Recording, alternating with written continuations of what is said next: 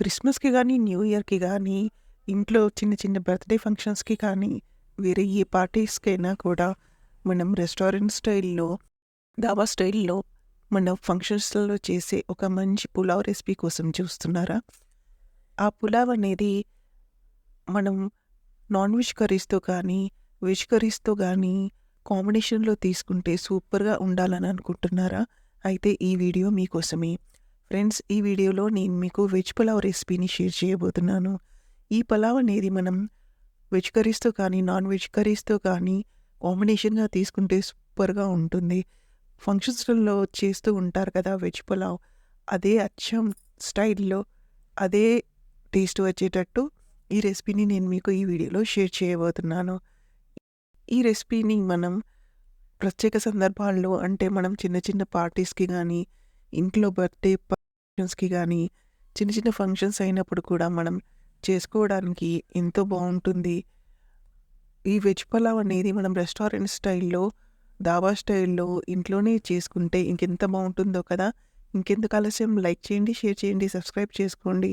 నా ఛానల్‌ని సపోర్ట్ చేయండి. ఈ వీడియోపై మీ అభిప్రాయాన్ని కామెంట్ చేయండి. Hi friends, welcome to my channel. నేను జ్యోతి. ఇందుకు గాను ముందుగా బాస్మతి బియ్యం తీసుకుంటున్నాను. ఇక్కడ 1 ½ గ్లాస్. 1 ½ గ్లాస్ బాస్మతి బియ్యం అంటే అప్రాక్సిమేట్‌గా ఒక 300 గ్రామ్స్ వరకు ఉంటుందనమాట.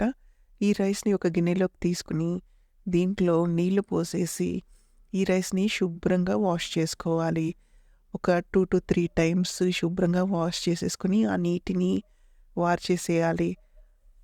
ఈ రైస్ మనం చూడ్డానికి తెల్లగా ఉన్నా కూడా దుమ్ము, ధూళి అనేది ఉంటుంది కాబట్టి, ఒక 2-3 టైమ్స్ వాష్ చేసేసి, నీటిని వార్చేసి, తగినన్ని నీళ్లు పోసుకొని, ఈ రైస్‌ని ఖచ్చితంగా సోక్ చేయాలి.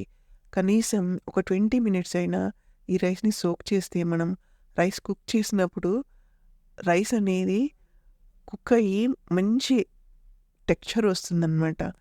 పెద్దగా అవుతుందనమాట. ఎదుగుతుంది రైస్ అంటారు కదా! అదనమాట. ఇప్పుడు ఈ రైస్‌ని పక్కన పెట్టేసుకొని, ఒక స్టవ్ ఆన్ చేసుకొని, ఒక పెద్ద గిన్నెని పెట్టుకొని, దాంట్లోకి తగినంత ఆయిల్ పోసుకోవాలి. ఇక్కడ నేను ఒక 100 గ్రామ్స్ వరకి మంచి నూనెని తీసుకున్నాను. ఇప్పుడు కొంచెం షాహీ జీరా, లాంగ్, ఇలైచీ పట్టాలను ఈ ఆయిల్ వేడయ్యాక వేసుకొని, దీంట్లోకి చిన్న ఉల్లిపాయను ముక్కలుగా కట్ చేసుకొని వేసుకోవాలి. ఇక్కడ మనం రైస్ క్వాంటిటీని బట్టి ఈ ఇంగ్రీడియెంట్స్ అనమాట. ఇప్పుడు చెంచాతో మిక్స్ చేసుకుంటూ ఈ ఉల్లిపాయలను కొంచెం మగ్గనివ్వాలి. ఇప్పుడు 2 బిర్యానీ ఆకులను కూడా వేసుకోవాలి. ఇప్పుడు వెజ్ పలావ్ కాబట్టి దీంట్లో వెజిటబుల్స్ మనకు నచ్చిన వెజిటబుల్స్ వేసుకోవచ్చు. ఇక్కడ నేను ఆలు, క్యారెట్, బఠానీ, కొంచెం క్యాప్సికమ్ వేసుకుంటున్నాను. మీకు నచ్చినవి వెజిటబుల్స్ వేసుకోవచ్చు. ఇంకా గోబీ పువ్వు కానీ, లేకపోతే బీన్స్ కానీ, ఇంకా వేరే కాంబినేషన్‌లో వేసుకోవచ్చు. చెంచాతో మిక్స్ చేసుకుంటూ ఈ వెజిటబుల్స్‌ని ఆయిల్‌లో మగ్గించుకోవాలి. మగ్గించుకోవడం అంటే పచ్చివాసన పోయే వరకు కొంచెం ఫ్రై చేసుకోవాలనమాట. ఇప్పుడు 3/4 టీ స్పూన్ వరకి అల్లం వెల్లిపాయ పేస్ట్‌ని వేసుకోవాలి. ఈ పేస్ట్‌ని చెంచాతో మిక్స్ చేసుకుంటూ ఆయిల్‌లో కొంచెం మగ్గనివ్వాలి. ఈ పేస్ట్ అనేది ఆయిల్‌లో ఫ్రై అయినప్పుడు మంచి సువాసన వస్తదనమాట. అప్పటి వరకి ఫ్రై చేసుకోవాలి. ఇప్పుడు 2 పచ్చిమిరపకాయలు స్లిట్ చేసుకొని, కొంచెం కొత్తిమీర, కొంచెం పుదీనా, కొంచెం కరివేపాకును వేసుకోవాలి.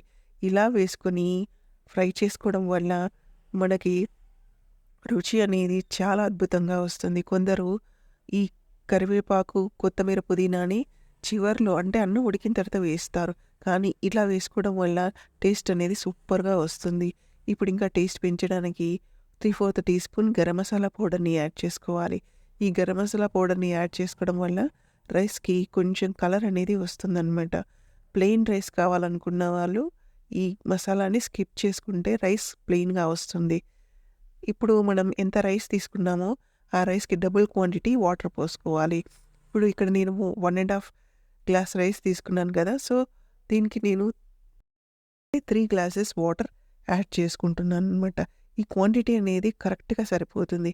ఎక్కువేస్తే కొంచెం మెత్తపడిపోతుంది రైస్. ఇప్పుడు ఈ క్వాంటిటీకి సరిపడా ఉప్పు వేసుకోవాలి. ఉప్పు అనేది చూసుకొని వేసుకోవాలి. ఎందుకంటే మనం కర్రీస్‌తో తీసుకుంటే కర్రీస్‌లో కూడా సాల్ట్ ఉంటుంది కదా! కాబట్టి దానికి తగినట్టు మనం ఈ సాల్ట్‌ని యాడ్ చేసుకొని ఒకసారి చెంచాతో మిక్స్ చేసేసుకోవాలి. ఈ నీళ్లు కొంచెం మరగాలి. కొంచెం మరిగిన తర్వాత దీంట్లోకి మనం సోక్ చేసి పెట్టుకున్న రైస్‌ని యాడ్ చేసుకోవాలి. ఇక్కడ నేను కెమెరా రైస్ వేసేటప్పుడు కెమెరా ఆన్ చేయడం మర్చిపోయాను. అందుకే ఇక్కడ క్యాప్షన్ ఇస్తున్నాను. రైస్ కూడా వేసేసుకొని చెంచాతో మిక్స్ చేసేసుకొని ఈ గిన్నె పైన మూత పెట్టుకొని కుక్ అవ్వనివ్వాలి.